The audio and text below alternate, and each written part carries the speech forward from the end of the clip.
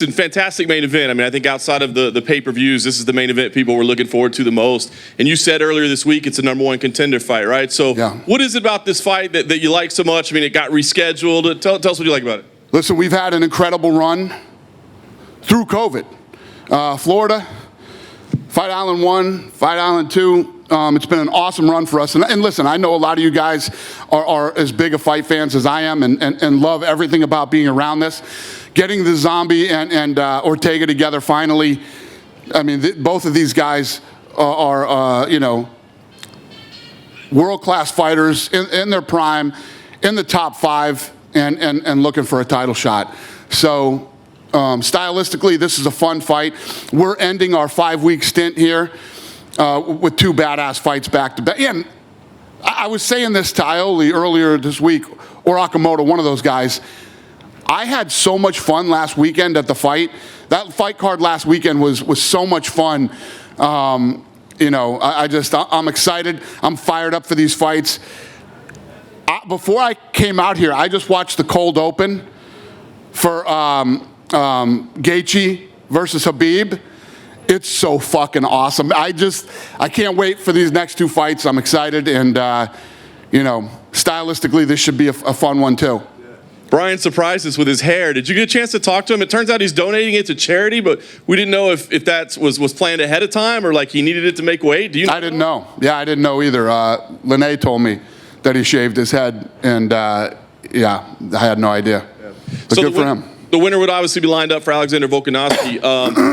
Do you know if he can fight in the United States or not, or would we have to wait for that title fight to come back here next year? I don't know anything. You know, when you guys ask me questions now, if this was last year, I could have told you everything, but I don't know anything anymore. We'll see how this thing plays out. And obviously, when we all leave Fight Island and go home, we're literally days away from the election.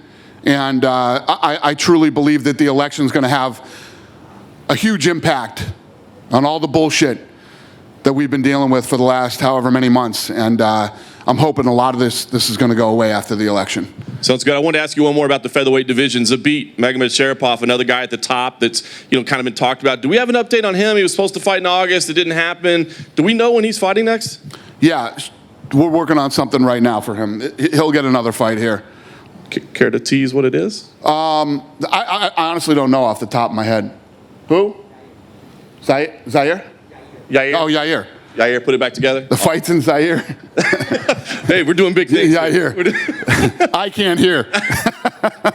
Listen, for the last couple weeks, man, ever since Ciryl Adesanya, him and John Jones have been going back and forth nonstop, and now Izzy's camp is talking about they want to move up to light heavyweight. I mean, the idea of this super fight seems crazy. Is it a fight that could happen sometime soon? I mean, are you interested enough to say, yeah, let's put this fight together? Well, we got to talk to him. Obviously, that is a fight that we could definitely make. But I truly think that the winner of Cannonier and Whitaker should get the next shot. He said he'll fight Cannonier. I already beat Whitaker. But the Whitaker fight, if Whitaker wins, makes a lot of sense too. But it's a great problem to have. The problem is that, the winner of this fight he should actually absolutely get the shot. But you could look at the Blachowicz fight and say, ooh, that's fun too. Ooh, John Jones is fun. He's got a lot of options. So it's never a bad thing when you have a lot of options. It'd be worse if we were sitting here right now and you're like, who's next? What do you do with this guy? You know what I mean? Yeah.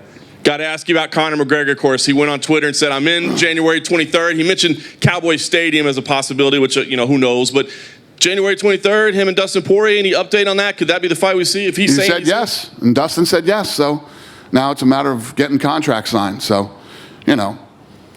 listen, we've had a very good relationship with Jones for a long time and, talked about Dallas, Texas Stadium forever. I'm not going into any arena where we're going to fill a quarter of the arena or half of the arena or any of that stuff. So when crowds are ready to come back, we'll do crowds again. Fair enough. And last one for me, Dan, I wanted to ask you about next week with Michael Chandler. What sold you on him? I can't imagine you watched a lot of his fights in Bellator, so to give him that kind of respect to say, hey, yeah, we're bringing you in and we're going to put you as a backup right away. What was it about him that caught your eye to say, this guy deserves it? I like people who want to fight. I'm in the fight business, and I make fights every weekend. Every weekend. We've been here for 5 weeks putting on fights every weekend for 5 weeks. And before that, we were in Vegas doing the Contender Series and all the other fights. That's what we do, and I like people who want to fight.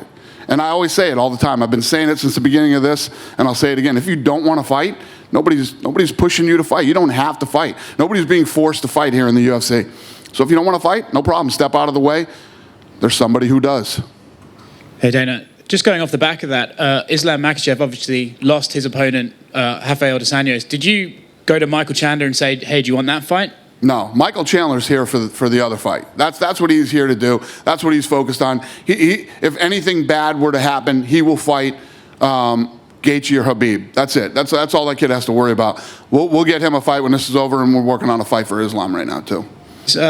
A couple of outside the thing, the current sports thing. Mike Perry said he was going to auction off a position in his corner recently. I was wondering, is that something the commission has to approve? Are you allowed to? No, you can't do that. Yeah, you can't do that. And then similarly, John Jones recently confirmed a long-running story that he hid under a cage to avoid a drugs test.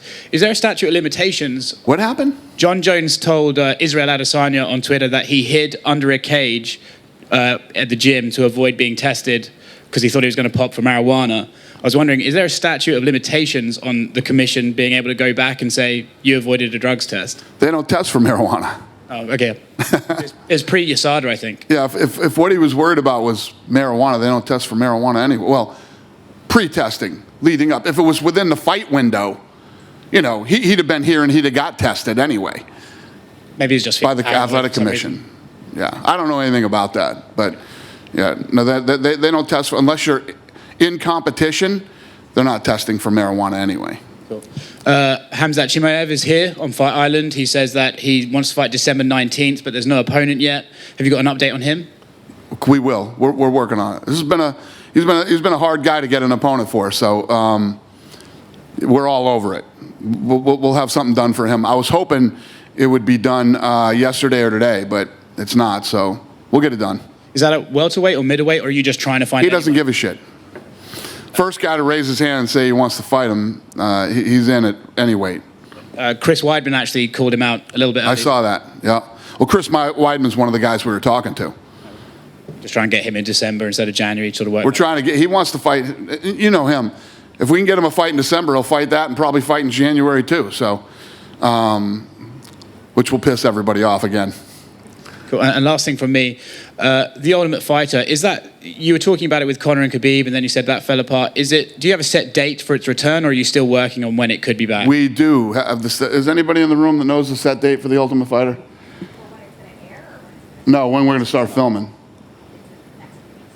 Okay. Yeah, it's when I get home. Oh. And who are the coaches? Not yet. We don't have anybody yet. Okay, thanks, Dan. We'll let this thing play out, and I mean, there's been times where we've had the coaches days before we were getting ready to film. Thanks, man. Yep. Dan over here. Any update on Usman, Burns, Masvidal, or Covington? I know a lot of people expected them to fight. That's all still being worked on, yeah.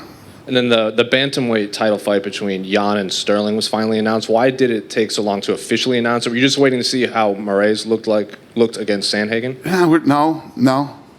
We're just here, and this year fucking sucks, and it's just been a crazy year. You know what I mean? It's just everything. You guys are used to the way things were done, and now it's just a completely different world. So we've been dealing with a lot of everybody's, on top of everybody losing their mind right now, and it's been a weird year. It's been without a doubt the most challenging year of my entire career, and if you look at where we came from, that's saying a lot. And then Corey Sandhagen obviously got the big win. He wants to fight T.J. Dillashaw. He's eligible to fight in January. Is that a fight you would be interested in? No clue. Okay. No clue. What are we? We're 9 days away or something like that. A week away. I don't know what it is, but when we go home, try to figure out the rest of this year, and then we'll get January, February, and March dialed in, and not just who's going to fight, where we're going to go. And like I just said to him earlier, hopefully a lot of this nuttiness dies down after the election and we can start looking at venues. Who knows? I don't know the answers to any of these questions yet. He's trying to get through Fight Island. Hey, Dana. Yeah.